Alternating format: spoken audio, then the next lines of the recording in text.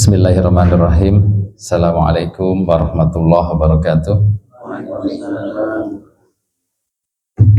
Alhamdulillah. Alhamdulillahilladzi anzalal qur'ana hudan lil mu'minina wa rahmah wa atamma bihi ala ummatin Muhammadin sallallahu alaihi wasallam afdalan ni'mah. Asyhadu an la ilaha illallah wahdahu la syarikalah wa asyhadu anna sayyidina Muhammadan abduhu wa rasuluhu la nabiyya ba'dah. Allahumma sholli ala sayyidina Muhammad wa ala alihi wa sahbihi ajmain, amma ba'du. Fa ya ibadallah, usi nafsi wa yakum bi taqwallah faqad fazal muttaqun. Wa qala Allah ta'ala fi kitabihil karim, a'udzu billahi minasyaitonir rajim. Kuntum khairu ummah ukhrijat linnas ta'muruna bil ma'ruf wa tanhauna 'anil munkar wa tu'minuna billah. Wa qala Rasulullah sallallahu alaihi wasallam, bada'al islamu ghariban fasayaudu ghariban kama bada'a fatubalil ghurab. Shadaqallahul azim wa shadaqallahur rasul.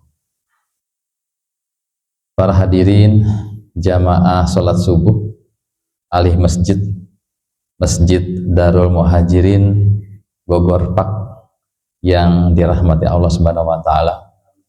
Alhamdulillah, segala puji syukur kita panjatkan kehadirat Allah Subhanahu wa taala. Salah satu nikmat yang cukup besar di antara nikmat iman dan nikmat Islam adalah nikmat ketaatan kepada Allah Subhanahu wa taala. Jadi ketaatan ini memang salah satu bentuk hidayah yang Allah berikan kepada kita. Wabil khusus para jamaah yang hadir di sholat subuh berjamaah, dan insya Allah akan kita lanjutkan dengan membahas kajian-kajian ilmu keislaman. Kenapa demikian? Karena sebetulnya banyak kaum muslimin yang faham tentang faedah pahala yang sangat besar ya di dalam sholat subuh berjamaah. Di sholat sunnahnya saja sudah begitu besar gitu kan, Allah janjikan sampai 7 kali dunia dan isinya, apalagi di sholat subuh berjamaahnya. Sampai-sampai kata Rasulullah, seandainya manusia tahu pahala yang begitu besar di pahala sholat subuh berjamaah, niscaya dia akan merangkak untuk datang ke masjid. Nah, akan tetapi tadi yang saya sampaikan bahwa ini adalah salah satu hidayah dan nikmat yang cukup besar Allah berikan kepada kita. Makanya kalau jamaah salat subuh itu rata-rata sedikit Pak, gak terlalu banyak di mana-mana itu. Dan insya Allah kalau orang yang dawam Pak hadir di salat subuh berjamaah, setidaknya Allah hindarkan dari sifat munafik ya. Jadi kalau ingin tahu orang-orang itu, ini sepintas ya dari kata Rasulullah itu, di antara ciri-ciri orang munafik itu memang dia susah untuk sholat subuh berjamaah dan isya berjamaah gitu. Jadi kalau kita lihat saudara-saudara kita yang hadir di jamaah sholat subuh wabil khusus ya, insya Allah mereka adalah saudara kita yang terhindar dari sifat munafik begitu ya. Terus kemudian salawat dan salam semoga tercurah kepada junjungan kita baginda Nabi besar Muhammad sallallahu alaihi wasallam, salah satu manusia di dunia ini yang paling layak kita jadikan sebagai panutan, kita jadikan sebagai idola, satu-satunya yang paling layak kita jadikan teladan, yang di dalam semua aspek kehidupan itu kita wajib Pak, wajib untuk meniru Rasulullah dalam semua aspek. Kenapa demikian? Tadi saya mengawali hadis ya, ini hadis yang cukup relevan dengan kondisi saat ini. Jadi kata Rasulullah, bada'al islamu ghariban fasayaudu ghariban kama bada'a. Jadi kata Rasulullah, telah datang Islam dalam keadaan asing. Bada'al islamu ghariban, ini Rasulullah menggambarkan dulu ya ketika zaman jahiliyah, bada'al islamu ghariban. Kemudian kata Rasulullah, fasayaudu ghariban kama bada'a, dan nanti Islam itu akan kembali menjadi asing. Rasulullah menutup hadis ini dengan perkataan beliau, fatuba lil ghurabi, berbahagialah orang-orang yang terasing gitu. Dikatakan penjelasannya orang-orang terasing itu Pak, jadi ketika orang-orang sudah meninggalkan sunnah-sunnahnya, mereka mempertahankan sunnah-sunnahnya. Tuh. Nah, dalam kondisi saat ini, ya memang pada faktanya banyak kaum muslimin, mereka Islam Pak, tapi hampir-hampir mereka itu nggak mengenal tentang ajaran-ajaran Islam. Gitu. Kalau saya mengutip Imam Taqiyuddin rahimahullah di dalam kitab An-Nizamul Iqtisadi, beliau mengatakan begini, salah satu musibah terbesar kaum muslimin adalah dia muslim, dia Islam, tapi pemikirannya bukan pemikiran seorang muslim. Gitu. Ya, walaupun sudah diingatkan Pak ya oleh MUI, itu sudah mengeluarkan fatwa tentang haramnya haramnya sekularisme, disingkat sipilis Pak, sekularisme, pluralisme dan liberalisme. Jadi sipilis singkatnya, itu sudah diharamkan oleh MUI. Jadi sekuler itu pemikiran yang memisahkan antara kehidupan dunia dengan kehidupan agama. Nah, ini faktanya terjadi. Ketika kaum muslimin berada dalam masjid, ya dia pakai Pak keislamannya, tapi ketika keluar dari masjid ditinggalkan. Banyak Pak ya jamaah-jamaah wanita ya akhwat, ketika ada masjid mereka berkerudung, ketika keluar dia udah nggak berkerudung, tinggalkan. Banyak yang ketika di masjid mereka menggunakan syariat Islam, tapi ketika keluar dari masjid mereka bermuamalah pakai riba lagi, ya pakai riswah lagi, korupsi dan lain sebagainya. Nah, memang ini adalah tanda-tanda akhir zaman. Dan ternyata gini Pak, spesifik lagi saya mendapatkan sebuah hadis, jadi gini Pak, di antara tanda-tanda akhir zaman adalah orang banyak yang melewati masjid Pak, tapi nggak berjamaah. Gitu. Karena faktanya kalau kita perhatikan, misalkan nih jumlah warga muslim di sini ada berapa kakak gitu. Tapi faktanya yang di masjid ini berapa yang datang. Nah, itu juga menunjukkan bahwa ini adalah tanda-tanda akhir zaman Pak. Jadi masjid itu cuma kelewatan doang, tapi nggak didatangin untuk berjamaah, datang ke kajian dan lain sebagainya. Ya baik ya, itu sekedar pengantar saja. Jadi yang diamanahkan ke saya pagi ini, kita akan membahas salah satu ilmu fikih ya, cabang ilmu fikih di dalam keislaman, yaitu tentang bab faraid atau tentang waris ya. Jadi bab tentang waris ini ya, ini biasanya ustadznya itu spesifik biasanya. Jadi para ustadz yang dia menguasai ilmu faraid itu agak spesifik. Gitu. Kenapa demikian? Karena kalau sudah tentang bab hisab, ini kan bab hitung-hitungan. Bab hitung-hitungan itu jadi kayak matematika, dan gak semua orang itu suka matematika. Sebetulnya saya juga kurang suka Pak matematika, gitu ya. Walaupun dulu waktu saya SMA, saya jurusannya bio Pak, gitu kan ya. Kalau bio kan pasti dekat dengan matematika, fisika, biologi dan lain sebagainya, gitu ya. Tapi karena ini adalah sebuah kewajiban, artinya gini, ini fardu kifayah artinya. Ketika sampai tidak ada orang yang bisa, itu dosa Pak kaum muslimin semuanya. Jadi harus ada yang menguasai, gitu kan ya. Nah, jadi ketika kemarin itu kami dihubungi Pak ya sama Pak Harisun, kira-kira mau nyampaikan apa tadi? Saya bilang saya coba aja, jadi saya kasih dua pilihan, kalau enggak bab zakat dengan bab faraid, karena memang itu salah satu memang spesies saya di muamalah gitu ya. Jadi dekat dengan zakat atau faraid gitu. Tapi karena zakat juga sudah cukup sering disampaikan katanya, jadi saya diminta menyampaikan tentang bab faraid aja gitu ya. Nah, jadi mengawali tentang penjelasan bab waris ini, kita mesti mengenal ta'rifnya dulu ya Pak ya, mengenal istilah waris itu apa gitu kan ya. Itu yang pertama, karena dengan mengenal ta'rifnya atau definisinya, nanti kita akan lebih mudah untuk mempelajari ke depannya ya. Walaupun dengan waktu yang sangat pendek ini, saya yakin gak akan cukup Pak. Saya cukup menyampaikan dasar-dasarnya aja, anggaplah ini pengantar gitu kan ya, yang setidaknya mesti diketahui oleh para jamaah sekalian gitu ya. Nah, jadi secara definisi saya itu kan kita harus terbiasa ilmiah Pak ya, gitu kan ya, harus terbiasa ilmiah. Jadi para ulama itu ketika akan menyodorkan sebuah definisi, dia harus punya dua syarat Pak. Yang pertama adalah syarat jami, yang kedua adalah syarat mani, ya.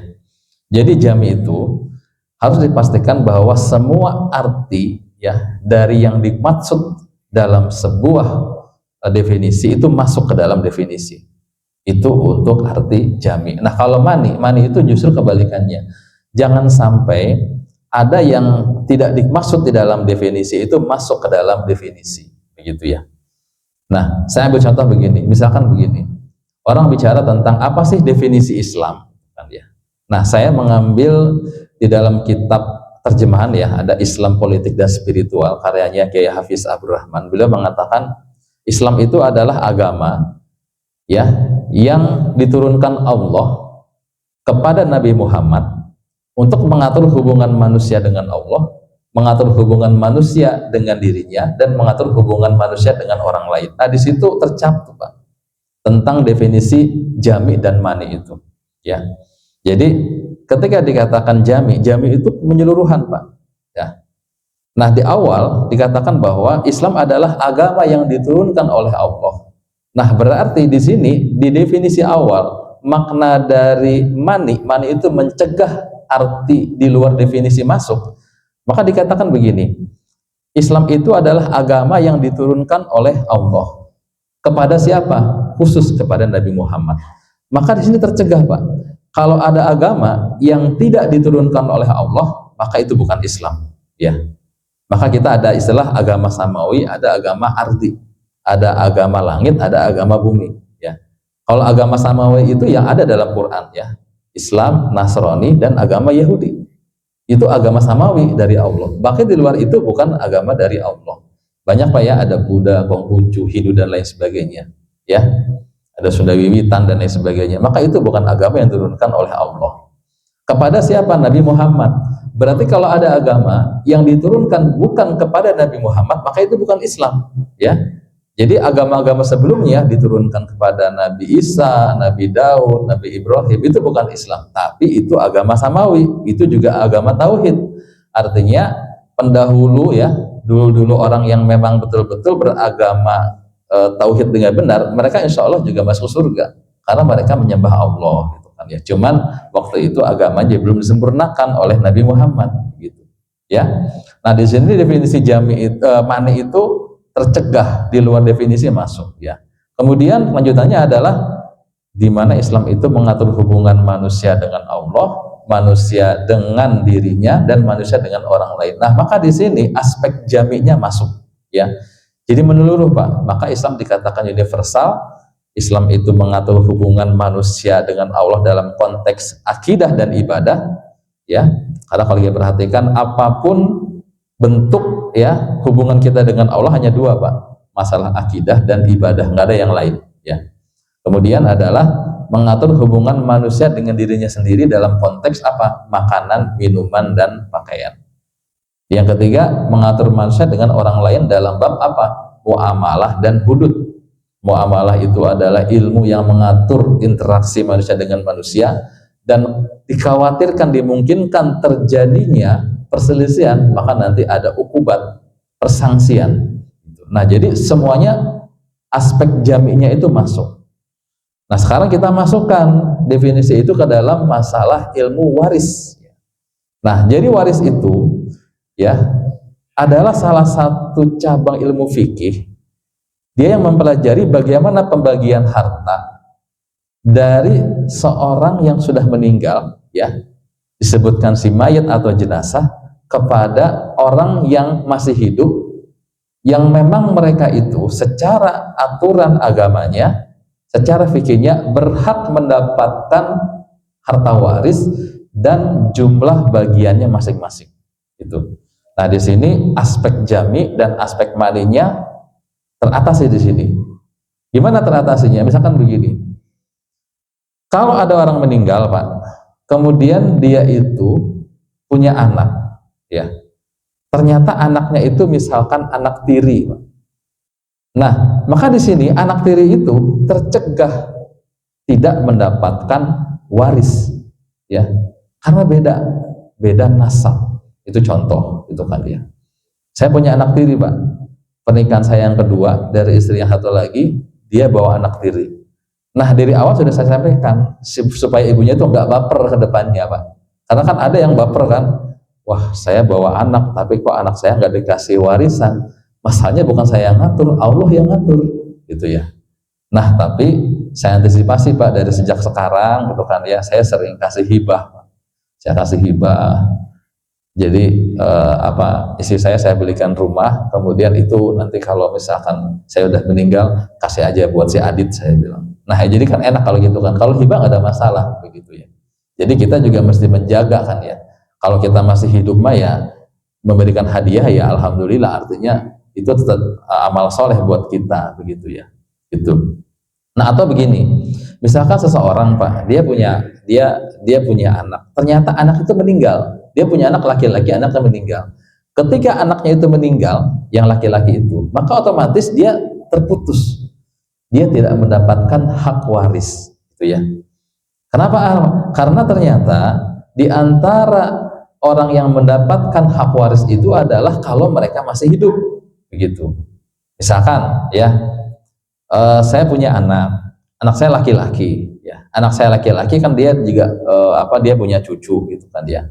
Nah, ternyata anak laki-laki saya itu meninggal duluan ketimbang saya, maka otomatis dia nggak dapat waris dan anak-anaknya itu juga nggak akan dapat waris.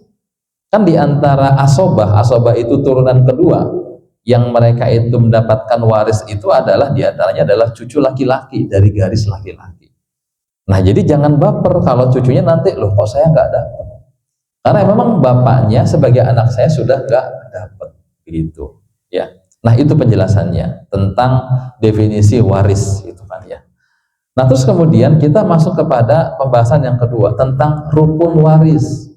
Ya, karena apa? Rukun itu menjadi salah satu sahnya sebuah ibadah. Sama dengan sholat. Kalau rukunnya ada yang tidak dijalankan, maka nggak sah sholatnya. Sama dengan waris juga. Jadi waris itu ada rukunnya, Pak. Rukunnya cuma 3. Yang pertama adalah alam waris, yaitu orang-orang yang mewariskan yang sudah meninggal. Yang kedua adalah al-waris, ya. Yang kedua adalah orang yang memperoleh waris. Nah, yang ketiga adalah alam mawaris, yaitu adalah harta yang diwariskan. Jadi cuma 3. Jadi yang pertama adalah orang yang mewariskan, yang kedua yang menerima waris, yang ketiga adalah harta yang diwariskan. Nah, 3 ini harus ada.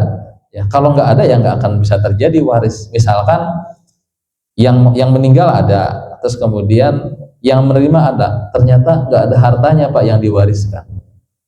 Kenapa? Karena bisa jadi begini, ketika beliau hidup, seseorang hidup itu ada hartanya, tapi ketika meninggal, kan sebelum meninggal itu ada hak yang ditunaikan dulu Pak. Yang pertama adalah pengurusan jenazahnya. Terus yang kedua adalah apa? Kalau dia punya hutang, bereskan dulu hutangnya. Ternyata habis dengan pengurusan jenazah, ditambah lagi sama hutang. Selesai, udah nggak ada. Jadi nggak ada yang diwariskan. Atau begini, hartanya ada Pak, tapi ternyata setelah diteliti hartanya itu tidak bersumber dari harta yang halal. Nah, ketika hartanya tidak bersumber dari harta yang halal, mohon maaf, misalkan kerja di perusahaan ribawi Pak, ya, di bank konvensional, ya, atau di asuransi konvensional, itu hartanya nggak halal, maka itu nggak bisa diwariskan. Ya, anaknya itu nggak bisa menerima waris. Kalaupun menerima, nggak akan berkah harta itu. Jadi gimana? Ya sudah, kalaupun ada niat membersihkan harta, bukan sedekah Pak ya. Kalau sedekah kan harus dari harta yang halal juga. Jadi niatnya apa? Membersihkan harta. Biasanya sih para ulama kalau bersihin harta dari harta riba itu ya dipakai aja, misalkan mungkin buat bangun jalan atau bangun MCK umum, gitu kan ya. Jangan di kemasjidan Pak, masjid kan buat ibadah, begitu kan ya, begitu.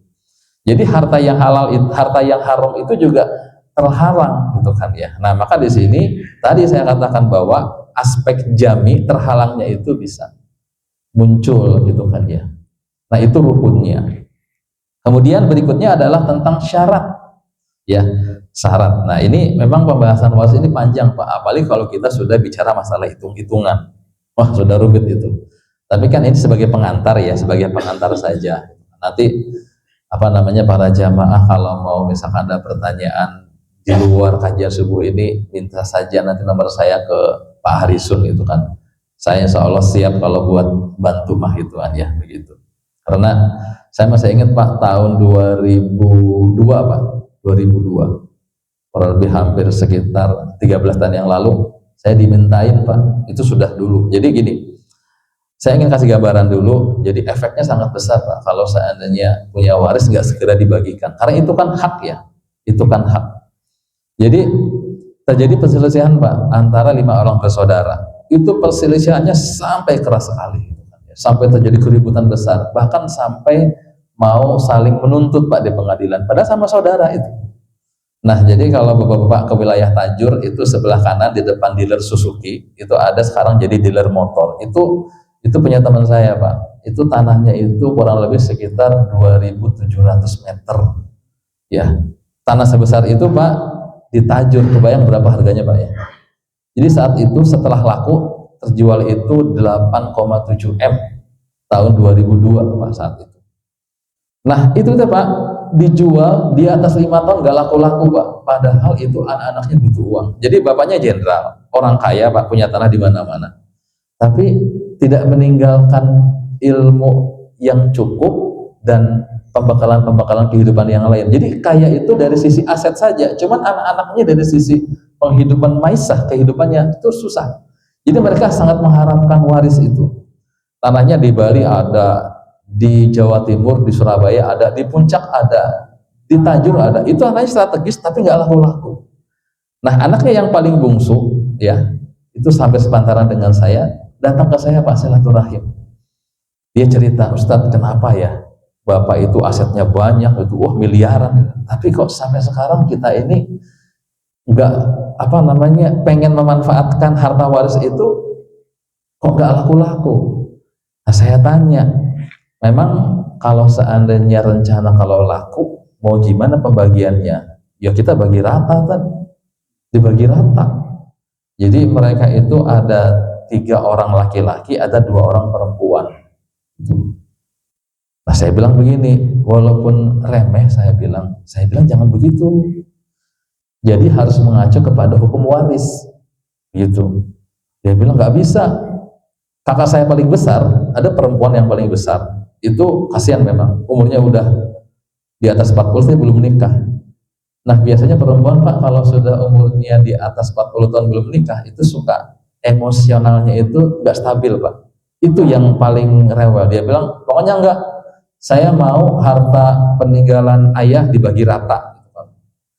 Nah saya bilang wah susah, saya bilang kalau begitu.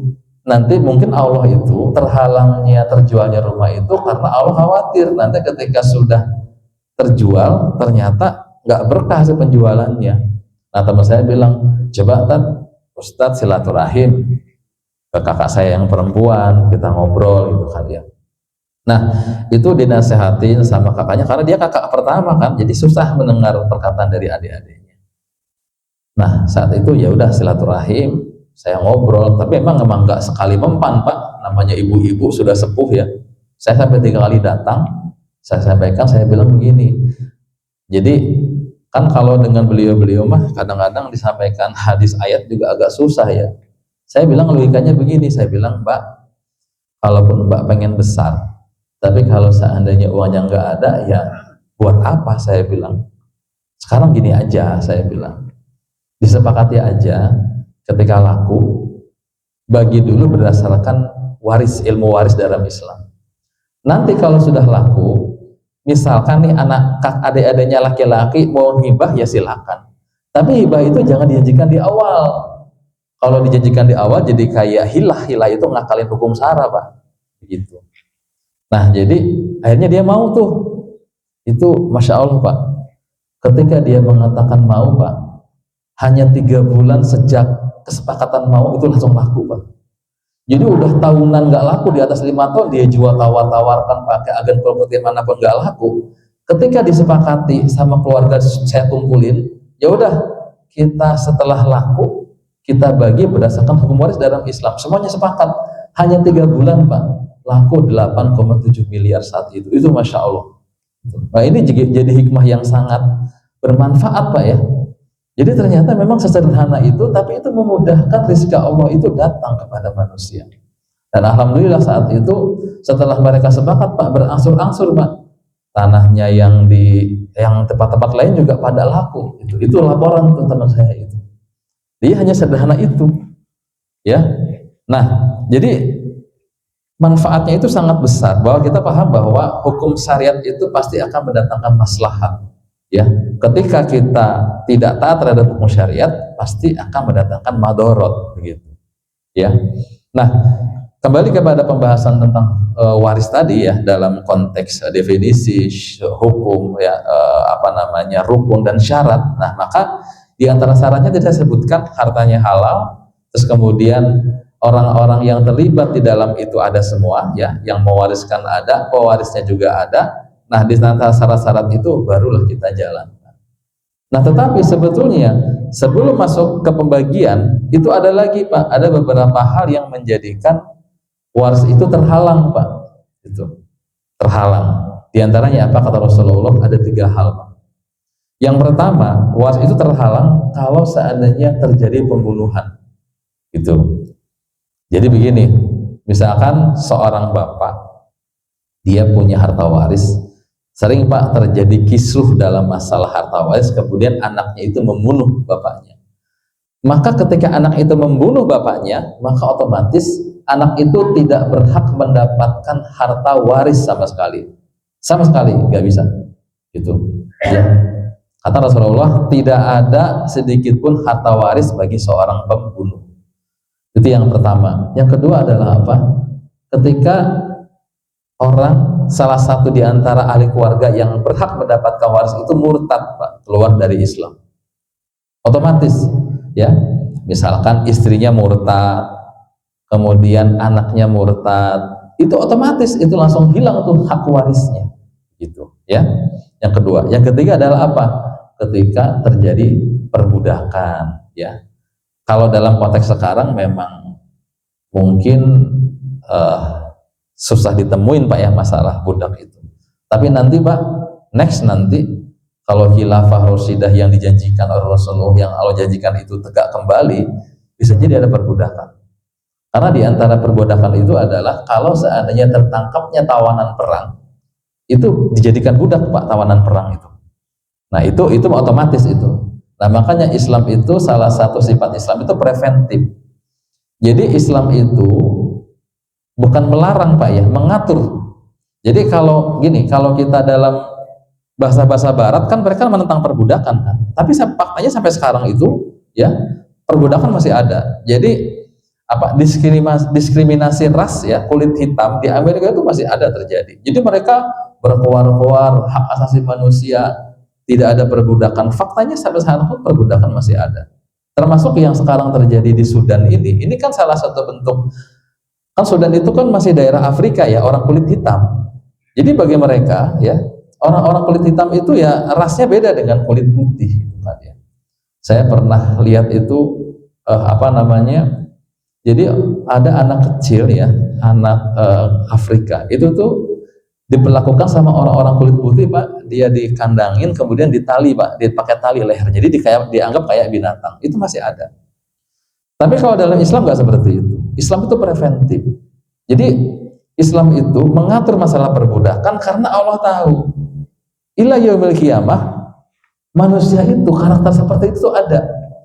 Makanya ada khusus ya di dalam Quran surat Al-Mu'minun ya tentang masalah perbudakan. Dikatakan tentang masalah bagaimana kita memperlakukan budak, dan kita dianjurkan untuk membebaskan budak.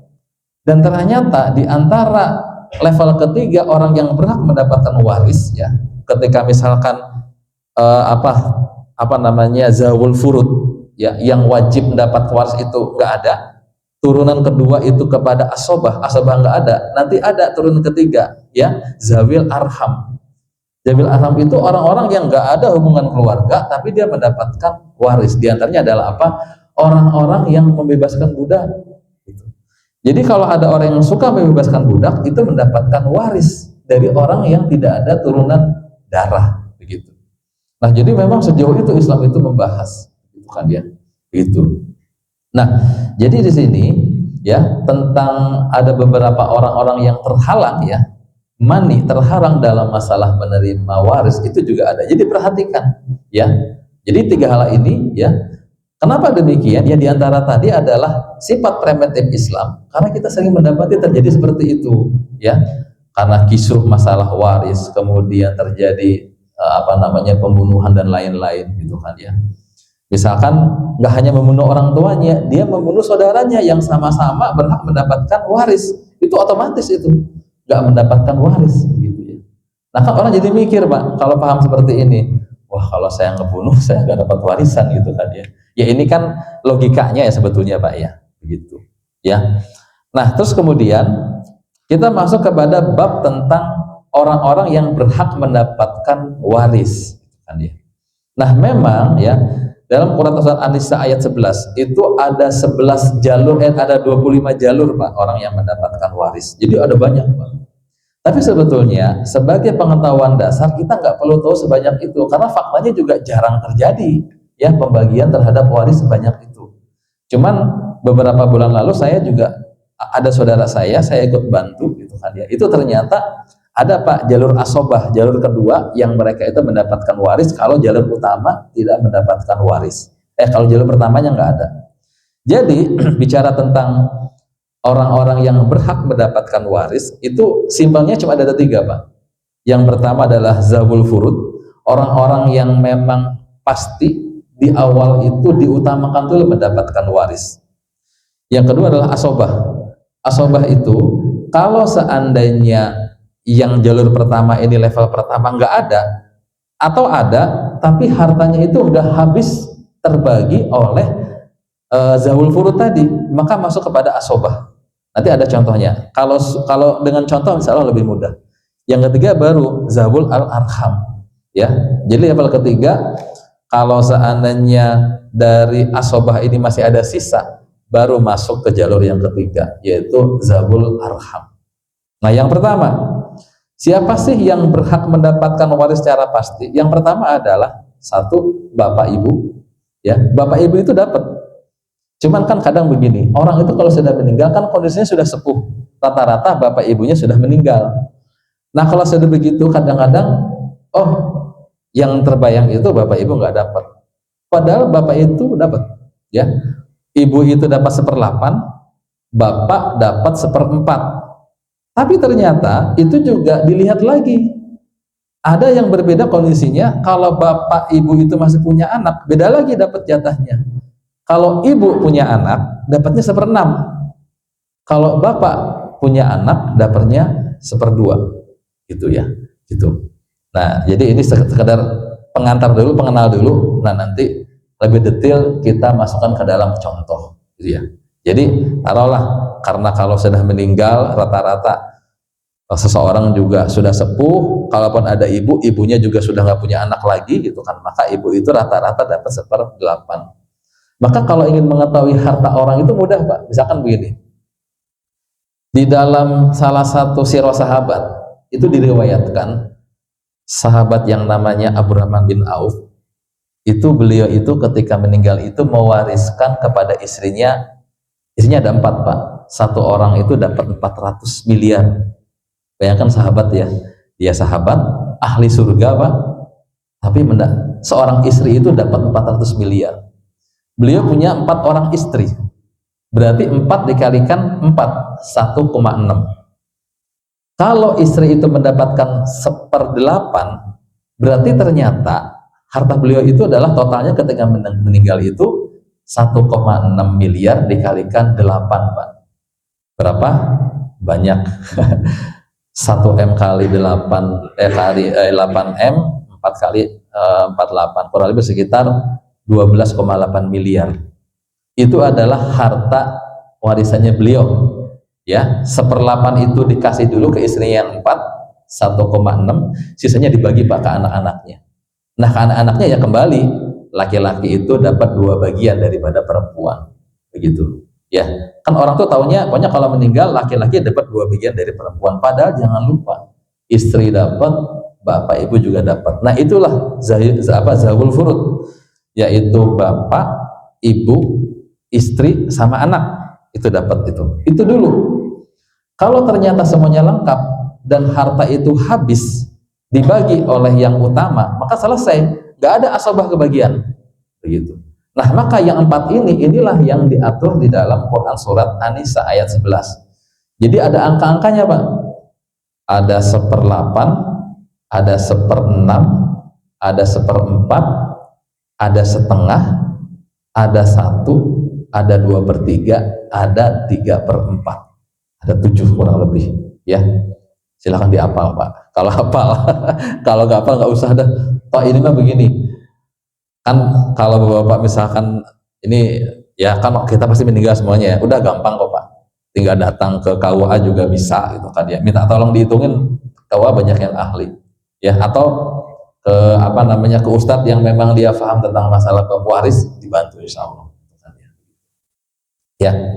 Nah, jadi ada yang dalam Al-Quran itu ditetapkan. Tapi ada juga yang nggak ditetapkan. Asobah itu termasuk yang nggak ditetapkan, gitu. Ya, ini contoh yang zaul furud dulu ya. Jadi ada bapak, ibu, istri, ada anak, 4 gitu ya. Itu zaul furud. Nah, nanti kalau seandainya 4 ini dibagi nggak habis, baru Pak ke asobah. Asobah itu adalah jadi jalur bapak dulu. Nah, jalur bapak itu berarti kakek, paman laki-laki, kemudian keponakan laki-laki, kemudian sama cucu, ya laki-laki. Jadi laki-laki dulu, belum perempuan. Nah makanya memang begini Pak ya, kalau Barat itu akhirnya seolah-olah Islam itu mendiskreditkan perempuan, karena memang dalam banyak hal kesannya perempuan itu dalam waris lebih kecil gitu ya. Kemudian dalam kehidupan bermasyarakat perempuan itu banyak dibatasi. Jadi muncullah emansipasi wanita, padahal tidak. Allah adalah zat yang maha tahu, ya. Allah yang menciptakan manusia, Allah itu lebih tahu apa yang terbaik buat manusia, gitu. Karena kalau nggak dibegitukan Pak, akhirnya manusia nggak punya aturan, gitu. Nah kita mah bagian dari ketaatan kepada Allah, bahwa ketika Allah sudah menentukan demikian aturannya ya sudah. Ya termasuk kayak kasus tadi yang di awal saya bantu teman saya yang ditajur itu kan dia perempuan merasa ini nggak adil nih, harusnya bagi rata, begitu kan ya. Tuh. Nah kita contoh hitung-hitungan Pak ya.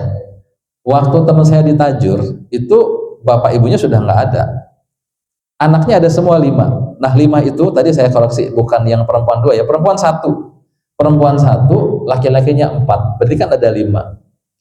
Nah perempuan itu ya, laki-laki itu dapat 2 bagian daripada perempuan, itu kan ya. Nah gimana cara ngitungnya? Oke, kalau misalkan begitu kan agak susah ya kalau 5 begitu ya. Kita ambil misalkan 2 aja contoh, misalkan seseorang meninggal, yang simpel dulu ya, seseorang meninggal, kemudian bapak ibunya nggak ada, udah meninggal, punya anak, anaknya itu 2 doang, gampang Pak ya, laki-laki sama perempuan. Nah misalkan warisnya itu cuman 150 juta warisnya itu, cek dulu ya waris itu ya, setelah dikurangin biaya pengurusan jenazah, hutang-hutang segala macam, oh cuma 150 juta, gampang. Berarti laki-laki itu dapat 2 bagian dari perempuan. Nah harta itu dibagi 3 dulu Pak, 150 dibagi 3 berarti kan seorang 50. Nah laki-laki dapat 2 bagian, berarti 50 kali 2, laki-laki dapat 100, perempuan dapat 50. Nah itu yang dimaksud dengan 2:1 kalau laki-laki. Nah sekarang gimana kalau ada ibu? Nah ada ibu, nah ibu itu dapat 1/8 gitu ya. Nah dari 150 juta itu 1/8-nya itu tadi saya hitung-hitung cuma 18 juta 500 begitu ya. Jadi ibu itu 1/8 dapat 18 juta 500 begitu ya. Nah berarti sisanya 150 itu dikurangin aja 18 juta 500, kurang lebih 131 500. Nah anaknya ada berapa? Kalau anaknya ada 2, laki-laki dan perempuan, maka 131 juta 500 itu dibagi 3. Nah dibagi 3, maka 2 bagiannya kasih laki-laki, 1 bagiannya kepada perempuan. Nah itu mudah begitu ya. Nah nanti kalau ada bapak, masuk bapak itu dapat 1/4 ya. Berarti ketika harta itu sebelum dibagi 150 dibagi seperempat, ya dibagi 4 lah ya. Ya kurang lebih sekitar 25 ditambah 12 setengah ya. 37 setengah ya. Nah, bapak dapat dulu 37 setengah. Nah, ibu dapat seperlapannya. Berarti ibu dapat 18.500.000. Nah, 18.500.000 ditambah 37 setengah, ya kurang lebih sekitar 55 ya, 55. Berarti 95 inilah yang dibagi anak. Anaknya ada 2, berarti dibagi 3 dulu 95, yang 2 bagiannya buat laki-laki, yang 1 bagiannya buat perempuan, gitu ya. Nah, kalau yang zaul furudnya itu, yang wajibnya itu masih lengkap semuanya, ada bapak, ada ibu, anak laki-laki, ada semua, maka selesai. Sudah tuh, berarti harta waris gak kebagian kepada asobah itu ya. Nah, tetapi misalkan ternyata itu nggak habis, gimana kasusnya? Nah, saya bantuin saudara saya begini Pak, ada pernah belum kejadian belum lama. Jadi bapaknya meninggal, punya anak 3 Pak, perempuan semua, punya anak 3 perempuan semua, dan ibunya masih ada. Nah, berarti di sini karena ibunya masih ada, ibunya dapat 1/8. Nah, perempuan itu 3 orang. Nah, perempuan itu ingat, kalaupun nggak ada laki-laki, dia tetap dapat, jadi dapat 1 bagian dari 2 harta waris itu. Misalkan begini, harta peninggalnya 100 juta, ibu masih ada, maka ibu dapat dulu Pak 1/8, berarti kurang lebih sekitar 12.500.000, pas ya, 12.500.000. Berarti kan sisanya tinggal 87,5 ya. Nah, anaknya kan perempuan 3 itu. Nah, maka yang 87,5 itu dibagi 3 dulu Pak, karena anak-anak itu dapat 2 bagian kan.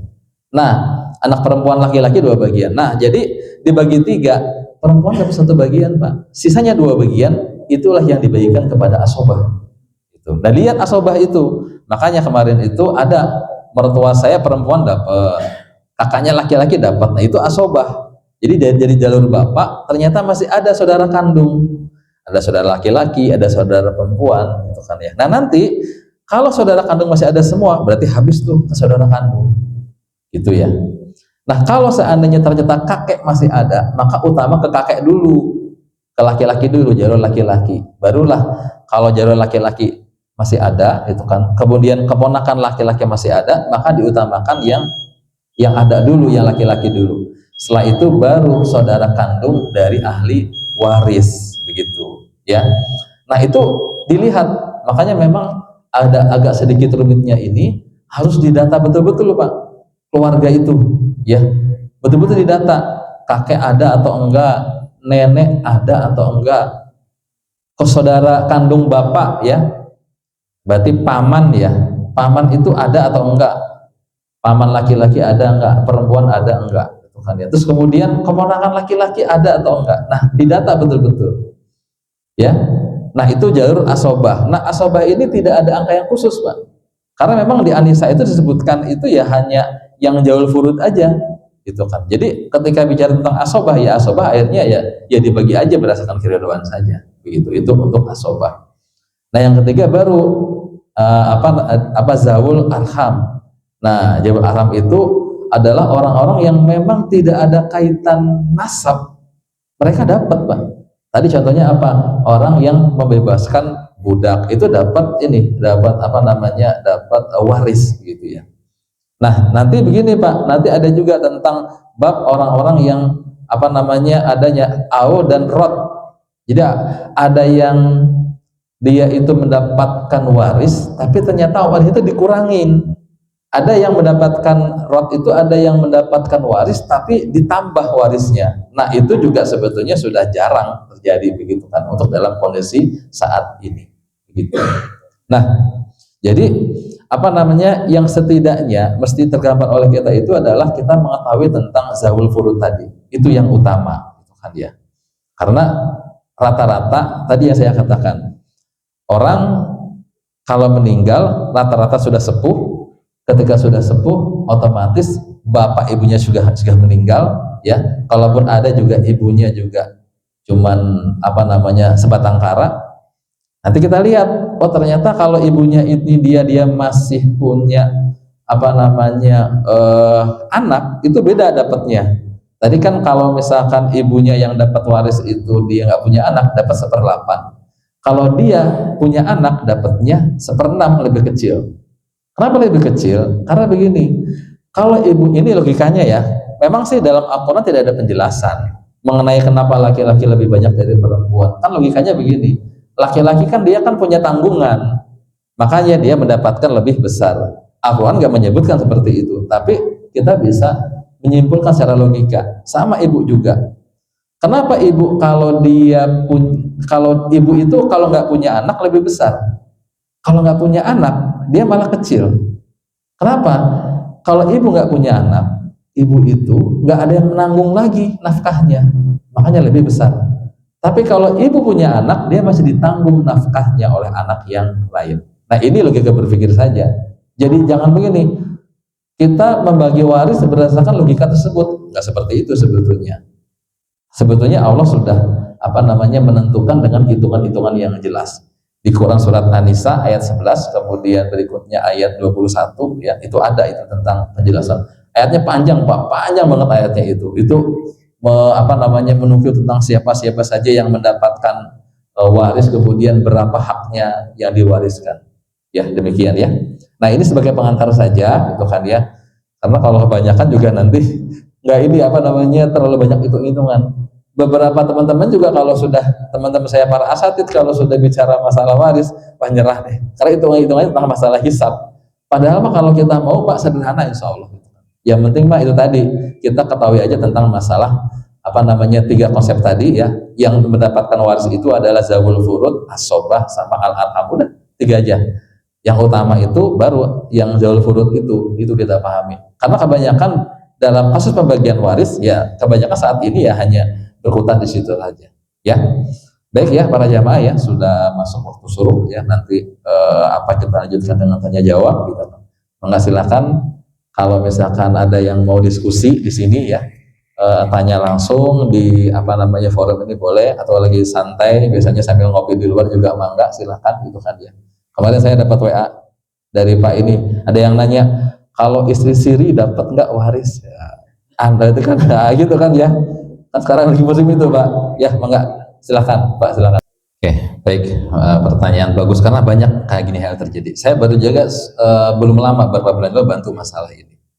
Jadi gini, nanti saya contohkan dengan kasus tadi itu ya, tapi saya jawab pertanyaan Bapak tadi ya.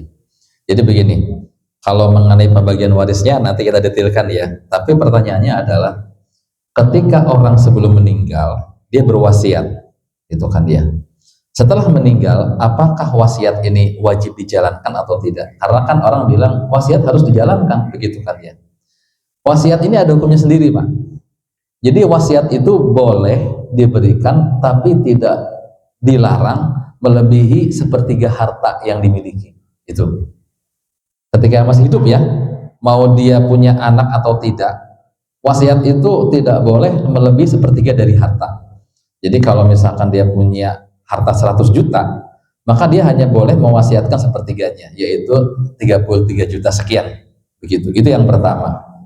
Terus yang kedua, kalau memang dia berwasiat, maka jadi kalau dia masih hidup namanya bukan wasiat.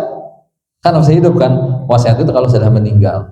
Maka kalau dia mau segera menjalankan, maka bukan wasiat, itu namanya hibah atau wakaf sekalian. Gitu. Diwakafkan aja.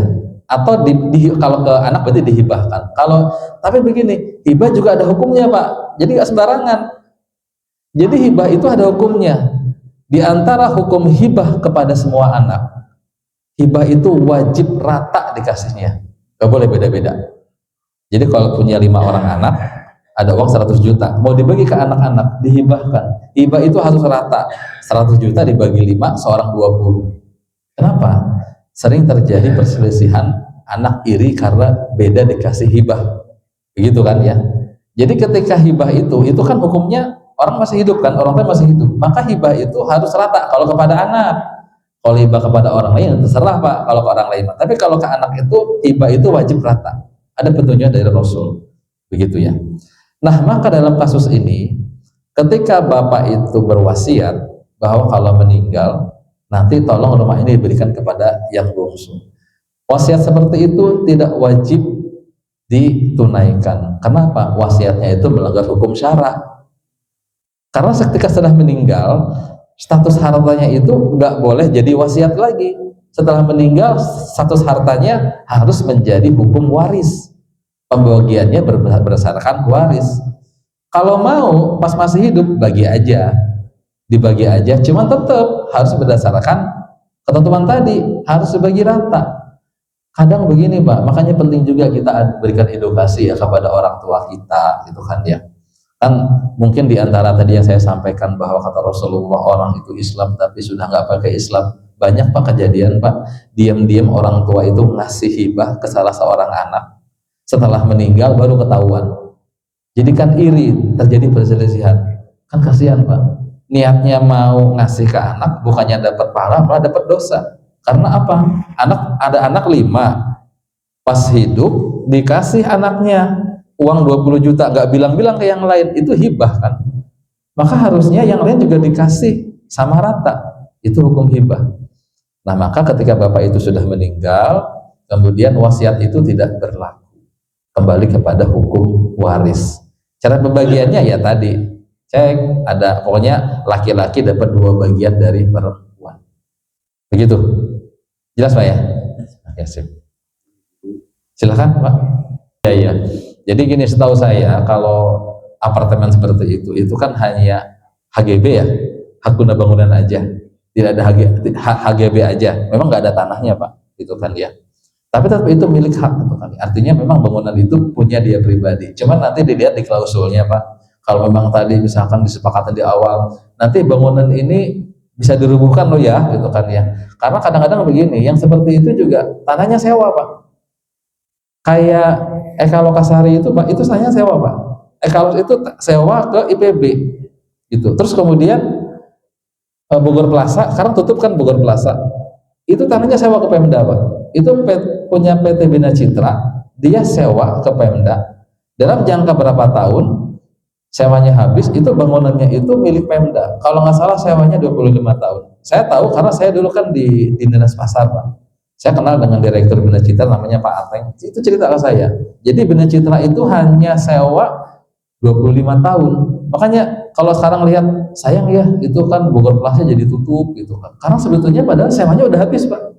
Sewa tanahnya ke Pemda udah habis 25 tahun. Maka gedung itu yang awal itu dibangun sama PT Bina Citra itu sekarang jadi milik Pemda. Nah, terserah Pemda mau apakan. Nah, dalam kasus apartemen ya, tetap itu kan harta. Karena dalam Islam itu ada harta bergerak, ada harta tidak bergerak. Ada, jadi gini, sebetulnya Islam itu fair ya menghitung harta itu ya. Bahkan begini. Ini kita agak belok sedikit ya. Dalam hukum syirkah Pak, syirkah kita kerjasama dengan orang, itu ada namanya syirkah wujuh. Jadi kalau kita kerjasama dengan orang, kita nggak punya harta, kita nggak menggunakan tenaga, tapi dia punya reputasi. Nah, reputasi itu dihitung sebagai bagian dari sesuatu yang bisa kita sirkahkan. Jadi bayangkan itu aja sesuatu yang kayak nggak real hartanya. Misalkan gini, nih teman saya bersikah sama Pak Ipo Santosa. Ipo Santosa itu yang punya propolis British, ya, yang motivator itu. Dia hanya mencantumkan nama Ipo Santosa sebagai brand ambassador. Itu Ipo Santosa itu tiap penjualan dapat Pak fee. Jadi hanya brand saja, hanya nama baik saja itu termasuk bagian dari harta yang diakui dalam Islam. Apalagi seperti apartemen. Walaupun tanahnya nggak ada, tapi ada bangunannya. Selama kesepakatan akadnya dengan developernya, misalkan ini apartemen ini dibangun di atas tanah ini, kemudian hanya misalkan berumur 25 tahun. Kalau akadnya sampai belum selesai sampai 25 tahun, maka itu bisa diwariskan. Tinggal berapa harganya kan bisa diakumulasikan, itu kan ya. Misalkan harga apartemen 400 juta itu kan, dia dihitung aja berdasarkan dari ahli warisnya, anak, istri, atau orang tua yang ada, begitu.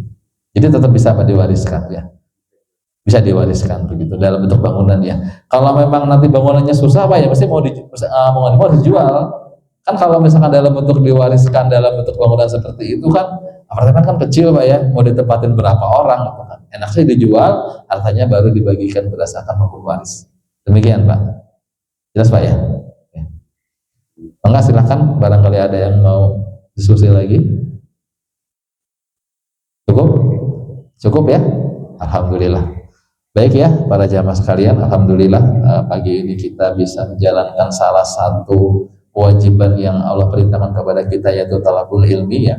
Mudah-mudahan menjadi salah satu wasilah pahala buat kita semua gitu kan ya.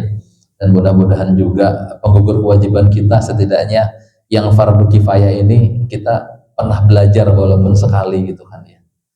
Maka ya kita tutup ya pertemuan ini ya, kalau seandainya ada sesuatu yang benar itu adalah hidayah dari Allah, apabila ada sesuatu yang kurang tepat itu adalah karena kelalaian saya. Mari sama-sama kita tutup ya majelis kita dengan istighfar, hamdalah dan doa kafaratul majlis.